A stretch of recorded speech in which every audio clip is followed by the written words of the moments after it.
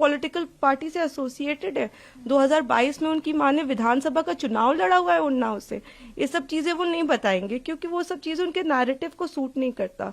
हम भी 2 बेटियां हैं, 8 साल से ड्यू प्रोसेस, मतलब हम कहीं धरना देने नहीं बैठे, हम कुछ नहीं किया, हम ड्यू प्रोसेस पे विश्वास रख के, और आज भी हमें पूरा विश्वास है कि अंत में, क्योंकि हमारा केस इतना स्ट्रांग है, अंत में हमारी जीत होगी।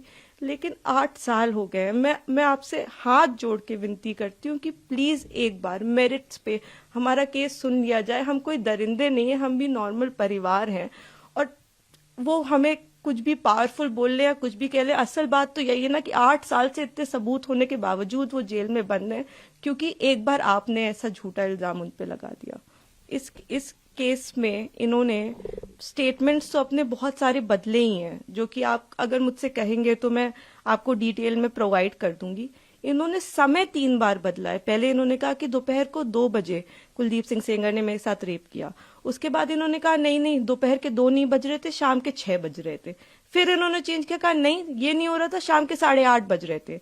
जब सीबीआई ने मेरे फादर की लोकेशन निकाली तो उनकी लोकेशन 17 किलोमीटर दूर उनके उन्नाव ऑफिस की पाई गई।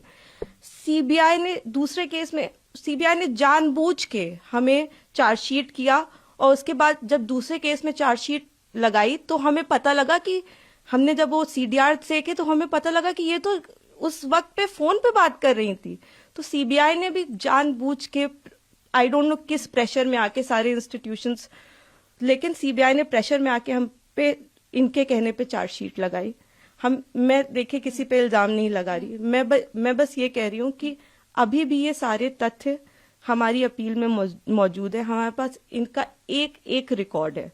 एक बार हमारी बात प्लीज सुन ली जाए, क्योंकि हम भी बेटियां हैं, 8 साल से इधर उधर भटक रहे हैं। उनके साथ देने के लिए तो बहुत लोग हैं। हम अकेले ही कोर्ट जाते हैं, अगर वो हमें गाली देते हुए भी हमारे बगल से निकल जाती हैं तो उनके पास सिक्योरिटी है, हमारे पास मैडम सिक्योरिटी नहीं है।